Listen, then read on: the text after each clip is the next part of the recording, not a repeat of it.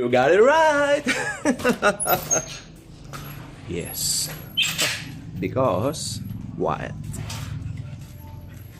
You know what? I have an issues with Jesus. May issue ako sa kanya ngayon.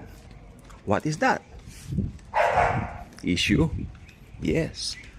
It's definitely an issue that you and I are having also kapag ka dumarating ka sa mga pagkakataon. Basta may issue ako kay Jesus. Gusto niyo malaman? I have some tough times. Especially nighttime kagabi.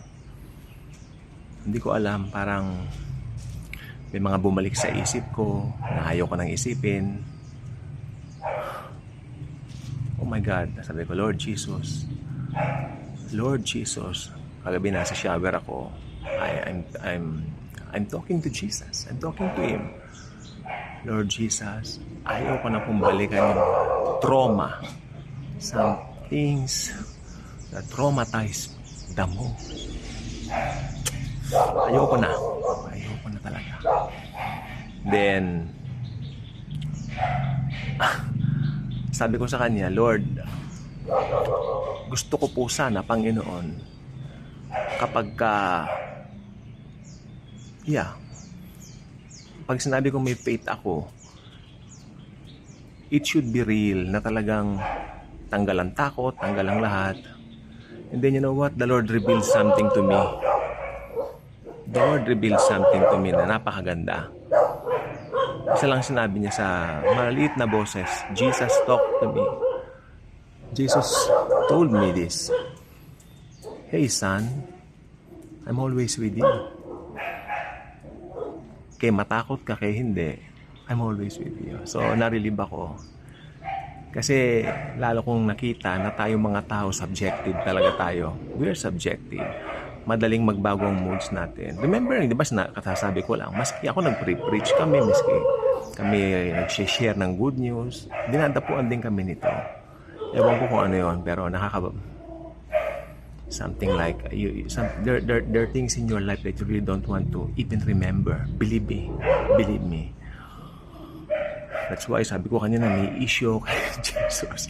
Issue na sinob naman niya, no? Na Jesus is very good, very gentle. Naiyak na lang ako dahil Lord, hindi mo ko iniwan. Yun, hindi mo ko pinabayaan.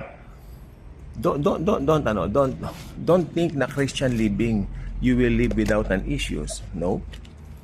You certainly got yours. I certainly got mine. We have still some issues sa buhay natin na ayaw na nga natin kung sana balik-balikan pa. So kagabi sabi ko, okay,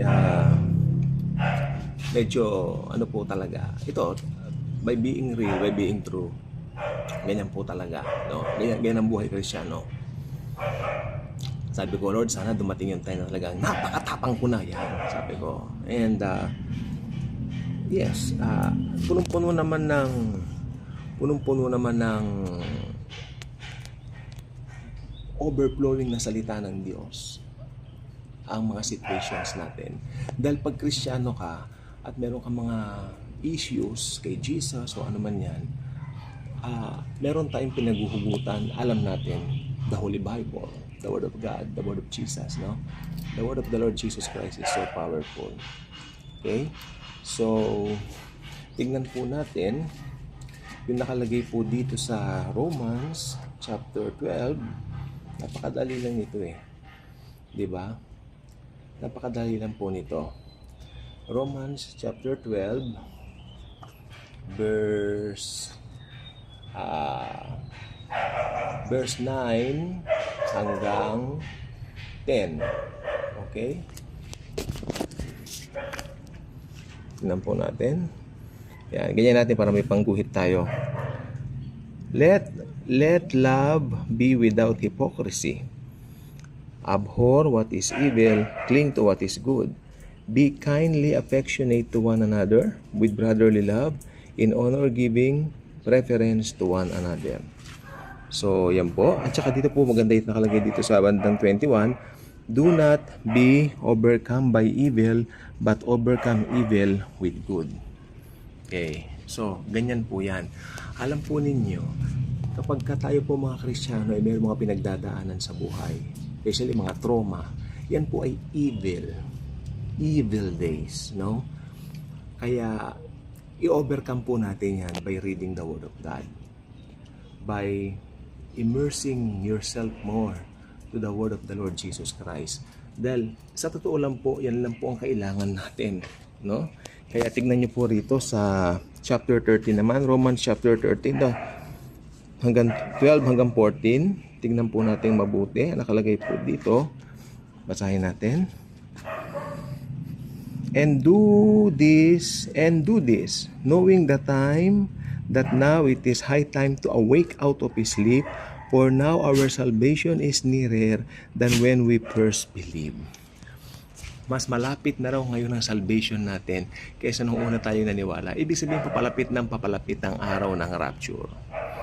Yes, papalapit ang araw ng rapture. Pero habang papalapit yan, may mga issues ka pa rin, may mga dinidil ka pa rin na takot and all that. Meron pa rin po talaga yan.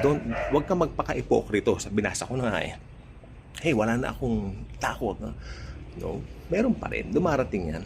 Pero Jesus is our strength. No? High time, no? Diba?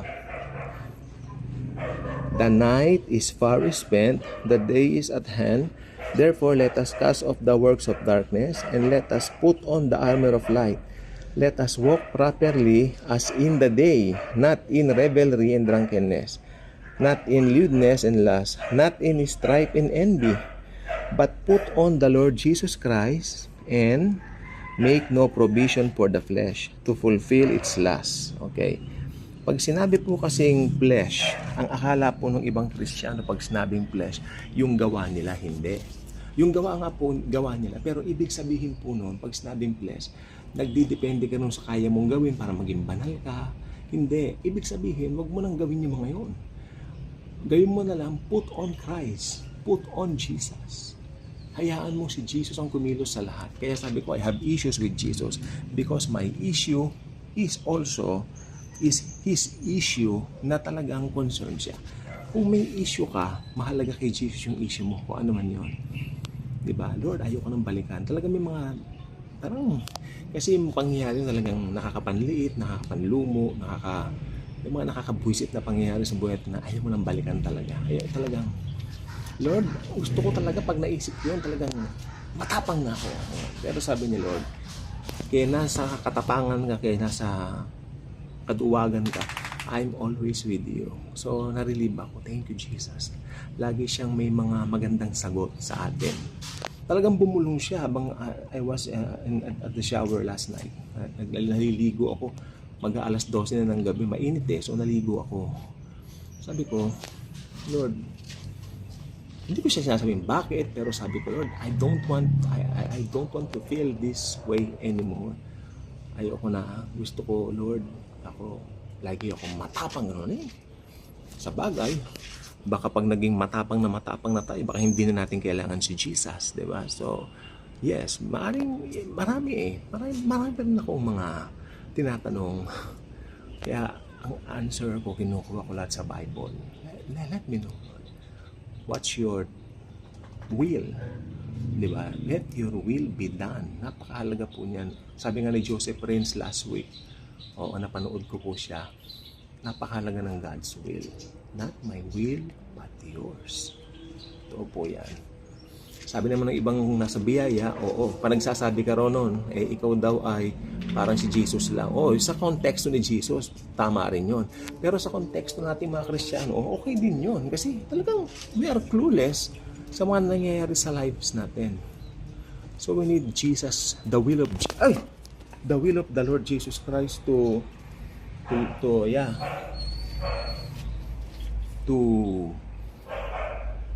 walk dito sa mundong ibabaw na ito.